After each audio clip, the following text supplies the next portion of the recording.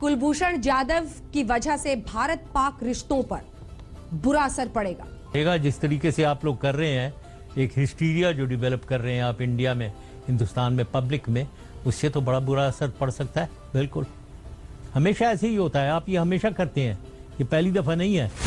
कभी भी कोई चीज होती है, उधर उड़ी हुआ तो उधर शुरू हो जाए, पठानकोट हुआ उधर शुरू हो जाए। हर चीज पे अगले सुबह ही आप कह देते हैं कि पाकिस्तानियों ने करवा लिया, ISI ने करवा लिया, ये है वो है। वो अगले दिन सुबह बगैर इन्वेस्टिगेशन के आप लोग शुरू हो जाते हैं और पब्लिक में एक हिस्टीरिया पाकिस्तान के खिलाफ विपप करते हैं आप। ये तो आप लोगों की अपनी आदत बनाई हुई है आपने। ये आपके लिए सहूलियत भरा एक स्टैंड है, इसीलिए आप उसका सहारा ले रहे हैं। मैं उस पर ज्यादा टाइम अपना जाया नहीं करूंगी, क्योंकि हिंदुस्तान हमेशा सबूतों के साथ बात करता है सर। और इसी के साथ मैं आपको बता दूं, 1999 में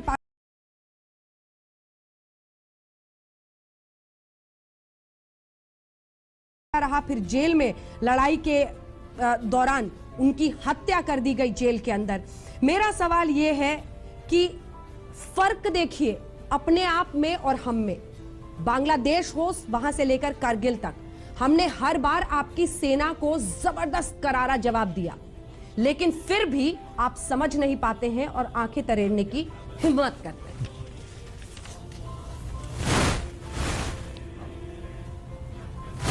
हाँ, आप कहे चले जाइए बांग्लादेश से कारगिल तक। कारगिल में हमने आपको गर्दन से पकड़ लिया था, आपकी फौज को, और आपकी फौज रो रही थी और भागते हुए गए bill Clinton, president bill Clinton के पास, कि वो उनको कहने के लिए कि ये पाकिस्तानियों को कहें वो निकल जाए, मुंह आपकी सेना भागी थी सर। लौट के उल्टे मुंह आपकी सेना भागी थी। बरकत ने लौट के आप पढ़िए जिसको मर्जी हो। हम नहीं मानते, हम भारत सरकार का वर्जन मानते हैं और वही वर्जन जिसको पूरी दुनिया ने माना है। मेरा सवाल आपसे ये है, आप इक्के दुक्के यहाँ के एक दो लोगों की किताब पढ़ते रहिए और खुश रहिए। सवाल ये है कि पाकिस्तानी सेना की मंशा क्या है, वो क्यों ऐसा कर रहे हैं?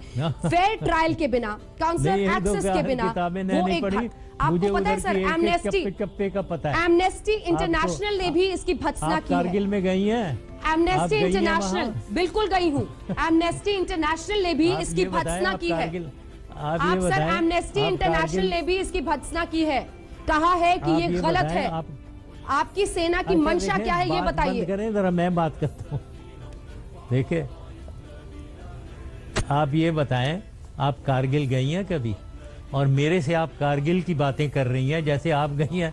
मैं तो उधर एक एक चप्पा जानता हूँ और मुझे एग्जैक्टली मालूम है कितनी 5 जगहें जो थी, और एक जगह आप लोग आए हुए थे, 4 का तो आपको पता ही नहीं था और अब शुरू ही नहीं हुए थे ऑपरेशन, कि आप लोगों को पता ही कोई नहीं। पीठ में छुरा भोंकने वाले हर जगह जाते हैं, हमें भी इल्म है आपके बारे में। परवेज मुशर्रफ साहब बताते रहते हैं। परवेज मुशर्रफ साहब, पीठ में छुरा भोंकने वाले कहां कहां जाते हैं और कहां कहां रहते हैं, ये हमें अच्छी तरह से एक मुल्क के रूप में इल्म है, और इसीलिए हमने करारा जवाब दिया था और उस पर आप लड़ते रहिए। सर्जिकल स्ट्राइक के जरिए एक बार फिर से घुस कर मारा है उन आतंकी कैंप्स में हमने, जहां पर आप आतंकवाद को पनपाते हैं।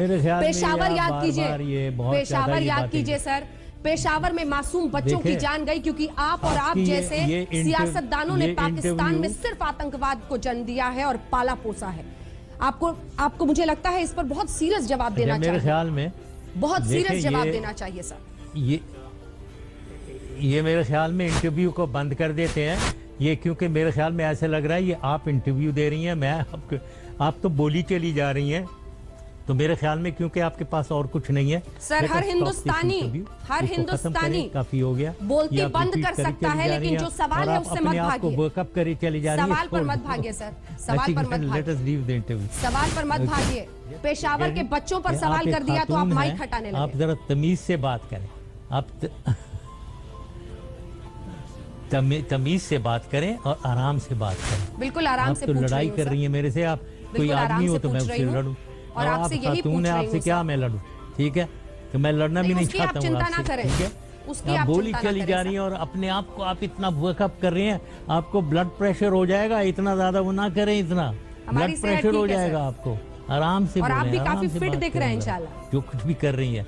और छोटी बात करें ताकि मैं उसका जवाब भी दूं।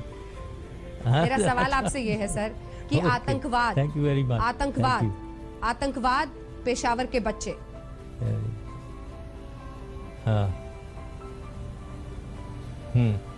आपको नहीं लगता है कि पाकिस्तान को क्या अब हुआ? सख्त कदम उठाना चाहिए? सर्जिकल स्ट्राइक के जरिए हमने पीओके में घुसकर आतंकी कैंप्स को ध्वस्त किया।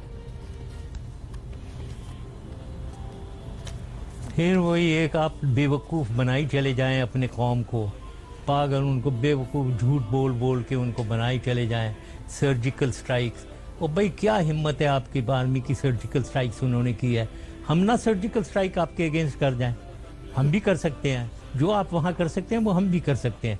आप एक सबूत गिना दीजिए सर, मैं आपको चुनौती देती हूँ। आप एक सबूत गिना दीजिए जिसके बिना पर आप ये साबित कर सकें कि वो स्पाई था। एक सबूत। देखिए मुझे मालूम नहीं है, आप उससे बात कर रही हैं, आप उस शख्स से बात कर रही हैं जो गवर्नमेंट में नहीं है, और मैं वॉशिंगटन में बैठा हुआ हूँ, तो मुझे क्या सबूत, किस सबूत, मुझे तो नहीं मालूम है। मैं कौन सा किसी से पूछ रहा हूँ, मुझे बताओ उसकी डिटेल इन्वेस्टिगेशन के पेपर्स मेरे पास भेजें। वो तो मेरे पास नहीं है, ना मैंने देखा है, ना मैं कंसिडर, ना मैंने किसी से पूछा है। इसीलिए मैं आपसे बोल रही मेरे थी, पास इसीलिए मैं आपको ये तमाम सबूत बता रही थी सर, ताकि आप भी कन्विंस हो जाए दूर वॉशिंगटन में बैठे कि जो किया गया है वो गलत है, सबूत नहीं है। कई भी बात मैं बिल्कुल नहीं मानूंगा। सिर्फ कन्फेशनल वीडियो, वो भी डॉक्टर आपकी कई प्रेशर में सामने रखा बिल्कुल नहीं मानूंगा। ठीक है, एक आखिरी सवाल सर आपसे। नेपाल के बॉर्डर पर 6 किलोमीटर दूर, बात मैं बिल्कुल नहीं मानूंगा, क्योंकि एक सेकंड मुझे जवाब देने दें। आपने बात खत्म की है, मैं बात कर रहा हूँ अभी। मैं कभी आपकी बात नहीं मानूंगा, क्योंकि आप बेसिस ही झूठ बोले, आपका बेसिस ही झूठ पे है। यानी आप कह रही हैं वो सिविलियन बिजनेसमैन, आप कह रही हैं वो जी वो ईरान से पकड़ गया, आपकी चीज बेसिस ही आपका झूठ पे मबनी है। तो इसके अराउंड आप एक वेब आप वीव कर रहे हैं, उस झूठ को कंसोलिडेट करने, इसको कंफर्म करने के लिए, इसको जस्टिफाई करने के लिए आप एक वेब बना रही हैं, पूरी जाल बिछा रहे हैं इस झूठ को कंफर्म करने के लिए।